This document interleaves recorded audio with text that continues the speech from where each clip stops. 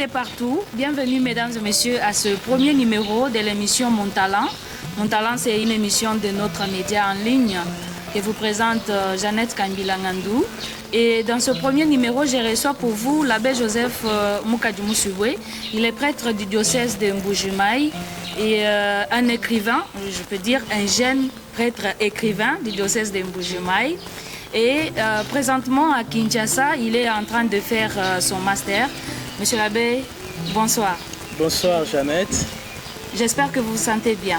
Très bien, très bien. Très bien de vous revoir aussi après beaucoup d'années. En tout cas, merci beaucoup de nous avoir permis de venir enregistrer cette émission dans votre résidence. Merci beaucoup Jeannette. Alors, Monsieur l'abbé, l'émission s'intitule Mon Talent, une émission qui donne la parole au public. Chacun nous parle de sa passion, chacun nous parle de son travail. Et pour ce qui vous concerne, nous avons voulu parler avec vous en tant que littéraire. Vous avez déjà produit plusieurs œuvres parce que plusieurs commencent par deux. Et vous êtes déjà au-delà même des deux. Une question m'arrive, c'est de savoir comment vous avez commencé d'abord. Qu'est-ce qui a nourri votre ambition de devenir écrivain? Mon ambition de devenir écrivain, je peux dire, ça vient de loin. Premièrement, donc c'est à partir de mes études humanitaires. J'étais encore en deuxième CO, deuxième secondaire. Donc maintenant, on peut dire actuellement, c'est huitième année.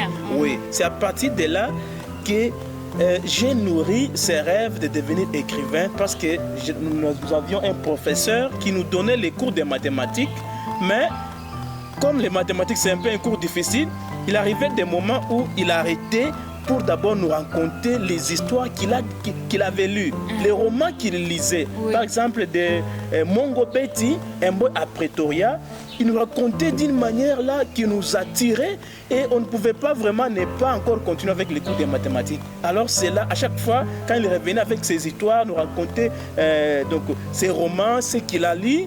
Et puis, cela, ça suscitait à moi. Je me suis dit, et moi aussi, un jour, je vais aussi devenir écrivain comme Kamaralei, comme Mongo Betty, comme Victor Hugo, comme Alain Mabankou, et j'en passe et beaucoup d'autres écrivains littéraires. C'est ce qui a nourri mon ambition pour devenir écrivain. Merci beaucoup, monsieur l'abbé, pour la réponse. Et comment vous avez commencé? C'est en quelle année vous avez commencé à écrire et comment vous l'avez fait? C'était à la main, c'était avec la machine, l'ordinateur par exemple, ou bien comment est-ce que vous avez commencé à écrire? Oui, à partir de là, donc j'ai commencé d'abord par lire. J'ai commencé d'abord à chercher d'abord les romans. Mon premier roman que j'ai payé à cet âge-là, c'était Un boy à Pretoria parce que je garde donc c'est en mémoire. Et aussi je suis venu donc à payer le deuxième roman qui s'intitule donc L'empreinte du destin de Mbuyu Mikalai. Alors ces deux romans-là, en les lisant, ça m'a donné d'abord les goûts là. C'était un bon, donc j'étais plongé dans la lecture de telle façon que non, je me voyais que moi-même dans ce qui était en train de raconter, les aventures qu'on racontait là. Et quand j'ai eu mon diplôme d'État, moi j'ai fait la biologie-chimie. Je n'ai pas fait le littéraire comme les gens pouvaient penser. J'ai fait la biologie-chimie et quand j'ai terminé mes études, et puis j'ai commencé maintenant par là à griffonner dans mes cahiers. J'ai commencé par écrire dans les cahiers donc les idées, les pensées qui me venaient et ce que je lisais dans d'autres romans là. Et c'est comme ça que j'ai commencé. Après une année, j'ai commencé à travailler. Après, je suis allé au séminaire. Et aussi au séminaire, on a donc la bibliothèque, on a beaucoup de livres. Et là où j'ai maintenant commencé à lire et aussi à écrire. C'est à partir du séminaire que j'ai animé la première conférence. J'ai écrit un article sur Informez-vous et formez-vous. Et à partir de là, cet article a été apprécié par mes formateurs. Et puis j'ai animé une conférence. C'est à partir de là et c'est comme ça c'est parti. Avec cet encouragement-là de donc, notre formateur, l'abbé Apollinaire Chibaka, qui était notre formateur. Et puis il nous a encouragés pour que nous puissions écrire des articles et de les publier.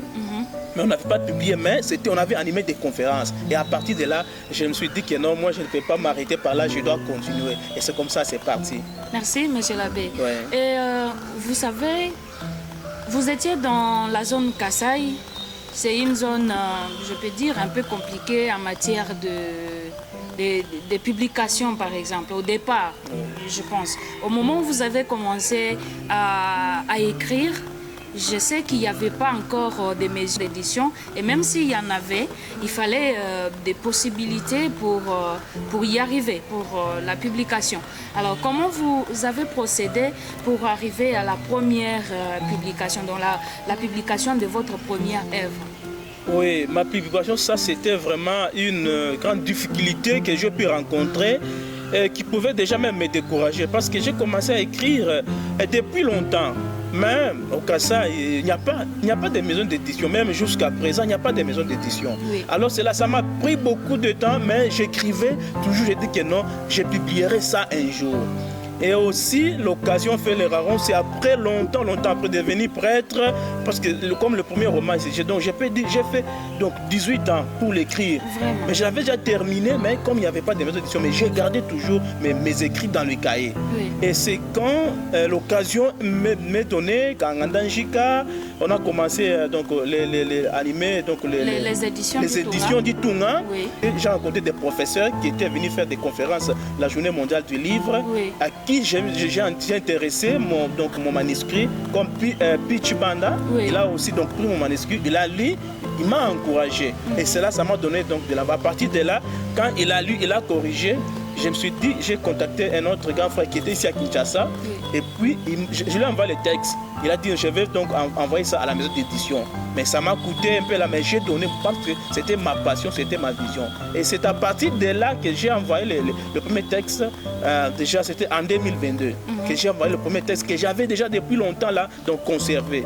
Et c'est en 2023 que j'ai publié ce premier livre. Déjà, j'étais déjà ici à Kinshasa parce que le livre est venu avant, mais moi je suis venu à Kinshasa après pour continuer mes études. C'est là que j'ai publié le premier livre. Merci beaucoup, Monsieur l'abbé.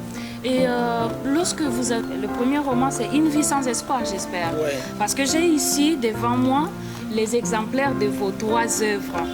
Donc la première parlait de vie sans espoir. Qu'est-ce que cela voulait dire si le public peut en saisir en attendant que chacun puisse peut-être se procurer votre œuvre, mais en avoir déjà une idée? Oui, donc le titre, pas le titre même, c'est Une vie sans... Là, je suis parti donc d'une histoire vraie, réelle, parce que le roman, c'est la fiction, mais aussi la réalité. Oui. Donc de la crise sociopolitique de notre pays. Parce que donc, je suis né à Lubumbashi. Et maintenant, l'expérience que nous avons fait, donc du refoulement du Katanga, c'est l'histoire, c'est notre histoire, on ne peut pas ne pas en parler. Oui. Alors c'est cette histoire qui m'a marqué comme enfant, j'étais encore jeune, j'étais encore trop donc enfant. C'est cette histoire qui m'a marqué et puis qui m'a poussé à écrire ces romans, parce que c'est cette histoire que je rencontre, comment la vie, la difficulté, donc qu'on a dû quitter pour venir chez nous au Kassai, raconter sur le chemin de la route. Et aussi, donc, d'autres, là, j'interviens aussi, parler de dénoncer la culture très phallocratique où on méprise la femme dans nos cultures. Alors, je plaide aussi donc pour ça, ce thème que j'ai aussi évoqué là, parce que cela montre que l'importance de faire éduquer les enfants, non pas seulement les garçons, même aussi les filles. Oui. J'évoque aussi la question de l'éducation, donc des enfants, que tout le monde doit être éduqué. Parce qu'en arrivant ici, donc au Kassai, je l'ai dit, c'était difficile pour voir des filles étudier. Les filles étaient seulement, donc même en famille, vous voyez que les filles étaient seulement réservées pour le mariage. Les études, aller avec les études très loin, non, ça ne leur disait rien. Et même pour les parents, même aussi donc pour les filles. Alors cela, ça m'a un peu tiqué, moi, oui, en venant ici. Je me suis dit non, il faut que je puisse vraiment un peu donc passer ma pensée donc à travers donc ces romans. Oui. Donc ces romans-là parlent de l'espoir. L'espoir n'est pas abandonner son rêve. Et ce jeune que j'évoque dans ces romans, c'est un jeune qui avait un rêve de devenir médecin. Alors, malgré les difficultés qu'il va rencontrer, tout ça, mais il ne va pas abandonner ses rêves-là. Il va persévérer. Parce que quand vous lisez en profondeur, vous allez entendre, voir qu'il a passé dans des moments très difficiles. Mais son rêve, comme il tenait à son rêve, il a tout, donc il est parvenu à le réaliser comme il rêvait toujours. C'est ça le grand message que je livre là-bas. Merci, Monsieur l'abbé. Alors, dans votre deuxième œuvre que vous avez réalisée, parle-elle de... La deuxième œuvre, c'est On n'est pas écrivain, on n'est pas écrivain, on le devient. Ouais. D'accord. est-ce que nous pouvons comprendre que vous poussez les gens à devenir tous écrivains ou il y a une autre idée derrière ce message titré sur votre œuvre? Oui, cette œuvre, c'est venu des conférences. Si vous vous rappelez bien, en Andanjika, on célébrait les journées mondiales du livre. Oui. Alors les conférences, pendant les temps que j'étais là, en pastoral, j'ai animé des conférences au moins pendant 3 ans. Et ces conférences, j'ai compilé et pour faire sortir un livre. Et parce qu'il y avait des questions qui s'est posées. Quand on parlait du livre, l'importance du livre, de la lecture, l'importance du livre, le rôle du livre dans la vie de l'homme. Alors les gens se posaient des questions, pourquoi les livres et comment est-ce qu'on peut écrire. Et c'est à partir de là que je me suis dit que non, les questions, les grandes questions que beaucoup de gens se posent, il faut que ça soit être à la portée de tous. Oui. Alors j'ai indiqué, là-bas il y a 3 grandes parties. Je parle de vous montrer l'importance de la littérature ou bien du livre dans la vie de l'homme et dans la société. Oui. Dans la deuxième partie là, je parle donc de comment lire et comprendre un livre. Je donne quelques méthodes techniques. Alors, Monsieur l'abbé, dans votre deuxième œuvre, à part les pratiques de l'écriture pour devenir écrivain, est-ce qu'il y a un autre message qui peut intéresser le public? Oui, le message qui peut intéresser le public est que je suis en train de lire et de dire surtout que nous, comme Africains, nous sommes de la culture de l'oralité. Oui. Mais nous ne devons pas continuer à garder seulement l'oralité, mais nous devons aussi mettre nos valeurs culturelles dans les écrits, dans les livres. C'est ça. Les écrits, les paroles s'envolent, les écrits restent. Parce que notre histoire, nous devons la mettre par écrit pour conserver l'héritage. Parce que dans 50 ans, dans 100 ans, est-ce qu'on parlera encore de notre histoire, même l'histoire familiale? C'est pour ça que je dis qu'on n'est pas écrivain, on le devient. Et tout le monde peut devenir écrivain parce qu'on peut écrire même l'histoire de sa famille. On peut écrire donc l'histoire de sa vie, on peut écrire l'histoire de son pays, de sa province. Et tout ça, ça fait un héritage, un patrimoine qui peut être donc pour tout le monde. Vous savez que dans notre contrée, et pas seulement dans notre contrée, hein, je pense que c'est un problème presque général dans toutes les provinces de la RDC. Beaucoup de gens pensent que pour écrire, et surtout, vous savez, écrire, ça peut être facile, comme vous avez dit, vous avez écrit à la main, vous avez gardé ça longtemps, mais pour publier, beaucoup pensent qu'il faut être de famille noble pour y arriver. Il y en a qui ont cette passion de devenir écrivain, mais par le fait qu'on se retrouve dans certaines conditions qui ne favorisent pas la publication des écrits, alors on se décourage, on dit bon, ça appartient aux familles nobles ou aux riches. Alors, quel est le conseil que vous pouvez donner à ceux qui se retrouvent dans cette position? Oui, les conseils que je peux donner, c'est vraiment difficile, comme vous le dites là. Ici, chez nous, en Afrique, donc en Afrique, l'écriture fait encore vraiment donc peiner. Les écrivains n'ont pas vraiment, même pour publier un livre, ça demande de l'argent, ça demande beaucoup. Mais si on a la passion, donc on sacrifie, on se sacrifie d'abord donc le temps d'écrire. On sacrifie même aussi l'argent. Parce que pour publier une maison d'édition, ce n'est pas donc, vous n'allez pas donc aller le publier comme ça. Il demande de l'argent. Mais combien de gens payent? Combien de gens payent? Combien de gens lisent? Oui. On a encore un public qui n'a pas vraiment encore compris l'importance du livre et de lire. C'est ça, mais c'est qu'il a l'encouragement. Il faut, si c'est votre passion, l'argent ne compte pas. Il faut sa passion, il faut toujours la réaliser. Donc si on a une passion pour quelque chose, on le fait, on se sacrifie parce que ça fait du bien. Parce que moi, quand j'écris, je suis très heureux parce que d'avoir accompli mon rêve. Et je me sens libre et je me sens heureux parce que j'ai accompli ce que j'avais rêvé encore comme enfant, encore comme jeune. C'est ça mon rêve que j'ai réalisé. Ça me suffit et ça me donne de la joie. Monsieur Abbé, après vous êtes à votre troisième œuvre. J'espère que vous continuez parce que vous parlez d'une passion. Je comprends ce que c'est. Alors vous êtes à la troisième publication. En même temps, vous êtes étudiant. Et même quand vous n'étiez pas étudiant, vous êtes prêtre. Vous avez vous avez beaucoup d'activités pastorales, tout ça. Comment vous faites pour partager votre temps entre la littérature et vos activités liées à votre vocation et tout, ou à ce que vous faites maintenant comme étudiant? Oui, les problèmes, comme je vous ai dit, j'ai commencé depuis longtemps pour écrire. Quand je suis devenu prêtre, j'ai travaillé comme vicaire en paroisse et puis comme curé. Il faut seulement s'organiser, organiser son temps. Quand on organise son temps, on a le temps, on consacre pour accueillir les fidèles, la pastorale, mais aussi on a aussi le temps aussi pour soi, pour se nourrir, pour lire. Alors si on organise seulement son temps, on va toujours trouver un cadre. Moi surtout donc le matin, si après avoir donc célébré la messe, après avoir raconté les chrétiens, et je reste ce temps qui me reste et je vais me consacrer même 1 heure, 2 heures en train de lire. Et aussi la nuit donc aussi c'est mon temps où je consacre donc pour la lecture et aussi pour l'écriture. Il faut seulement s'organiser. Quand vous vous organisez, vous allez toujours trouver le temps. Je l'ai fait depuis longtemps. Maintenant, ici, donc, j'ai un peu de temps parce que je suis étudiant. Je n'ai pas la charge pastorale, mais donc, il suffit seulement s'organiser. Quand vous organisez, ça devient une habitude. Pour moi, c'est déjà une habitude. Quand je me réveille, c'est la première chose à faire, c'est arranger ma chambre et puis faire quelque chose, un petit déjeuner. Et puis, je suis à table. Je suis à table, c'est pour écrire jusqu'à 10h, 11h, et puis j'arrête et puis je vais faire autre chose. À moins que j'ai d'autres rendez-vous, là, donc je dois les faire. Mais si je suis à la maison, c'est écrire, lire et puis faire autre chose après. Voilà, alors nous passons à votre 3e œuvre qui parle de votre sacerdoce comme le choix de votre vie. Voilà. Ouais. L'exemplaire est là avec moi, le sacerdoce, un choix de ma vie. Ici, qu'est-ce que nous pouvons comprendre comme message? Parce qu'il s'agit de votre choix. Ouais. C'est votre choix. Vous avez choisi d'être prêtre et vous l'êtes devenu. Alors, en quoi est-ce que ça peut nous être intéressant? Quel est le message clé dans cette œuvre?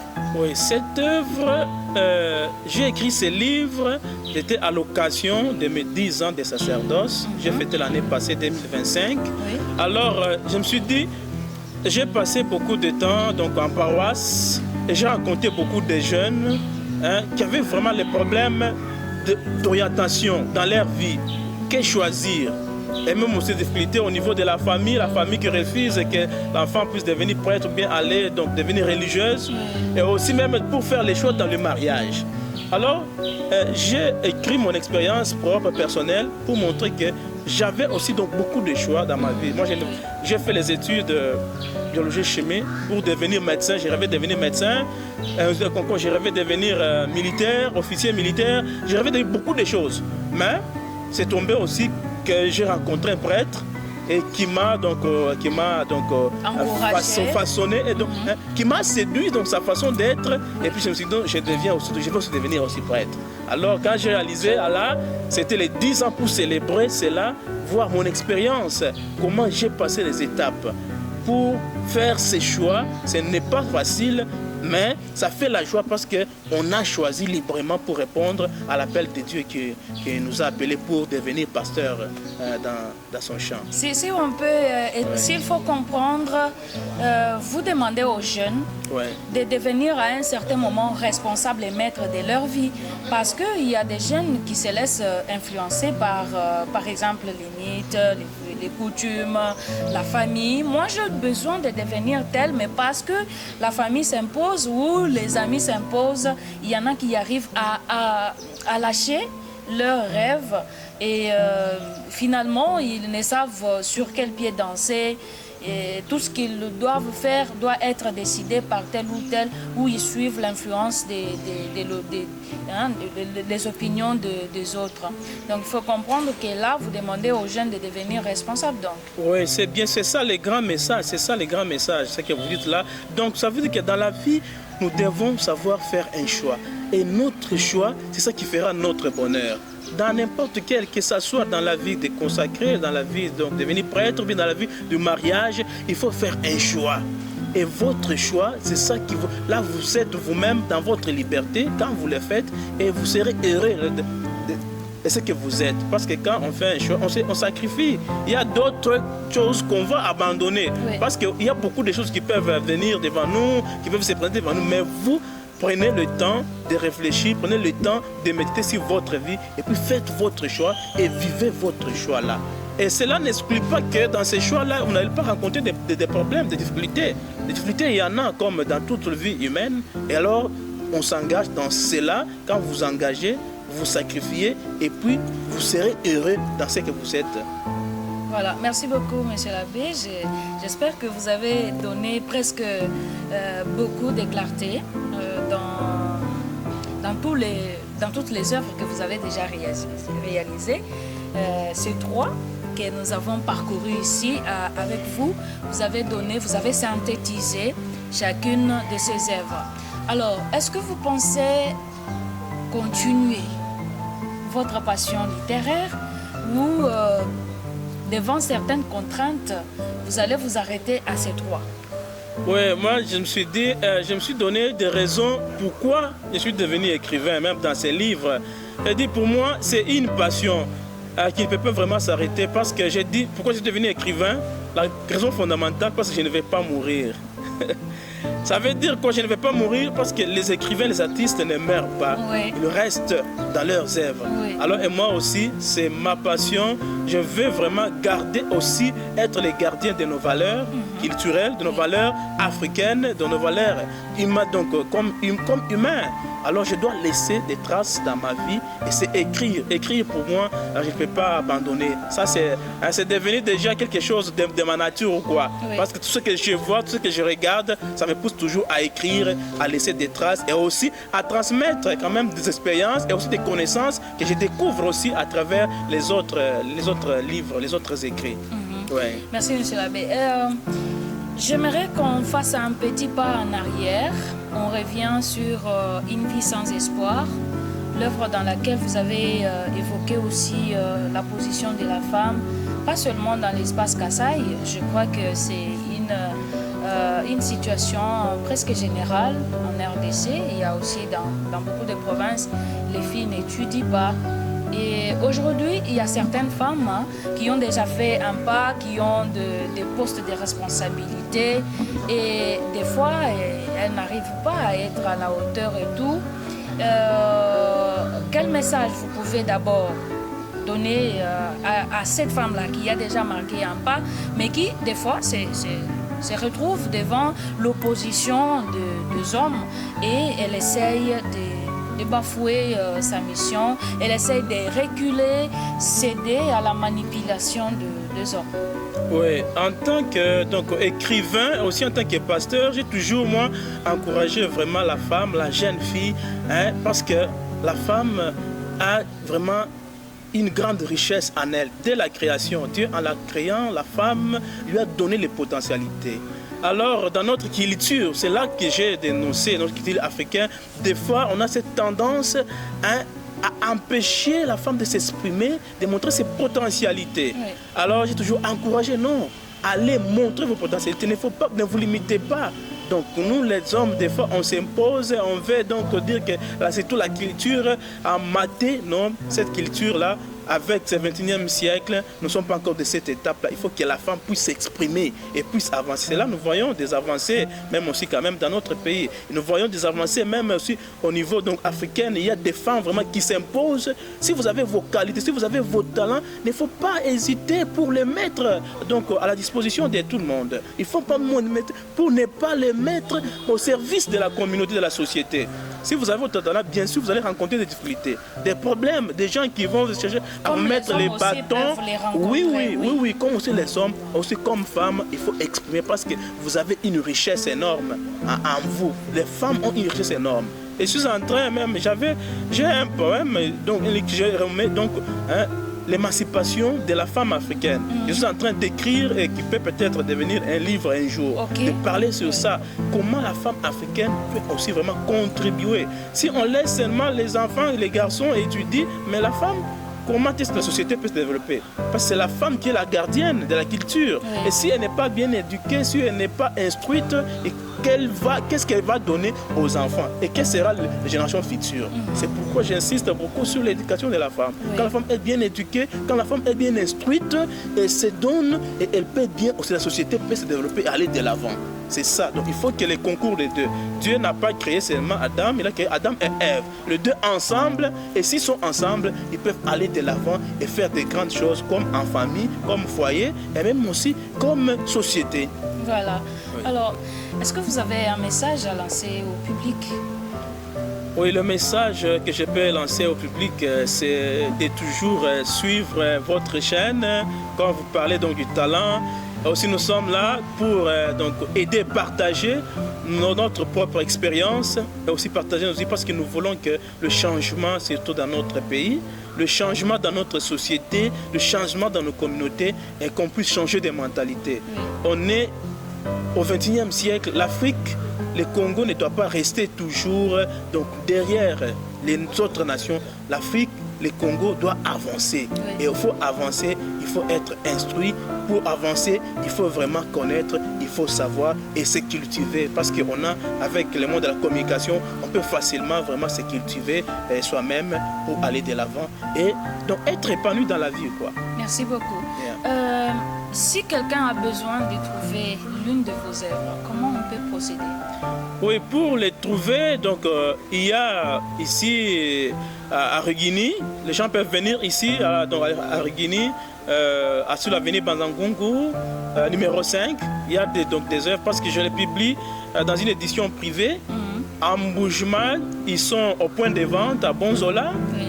En Ngandangika aussi, à la radio du Tunga, il y a aussi donc des livres qui sont là-bas. Mais à Kinshasa, ici, c'est moi-même. Il y a même les numéros qui est dans ces livres. Vous pouvez les passer. Donc, les gens qui peuvent chercher les livres, ils peuvent toujours l'avoir ici à Kinshasa. Mais ceux qui sont en Mboujma, ils peuvent aller donc, au point de vente à Bonzola, donc à côté de la radio Buenamuntu.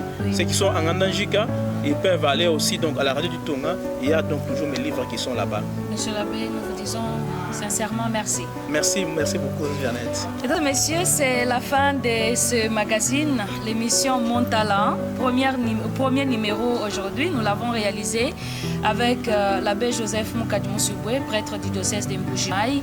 Et gardez le cap, nous allons nous retrouver pour un autre numéro dans les heures qui suivent. Merci et bye.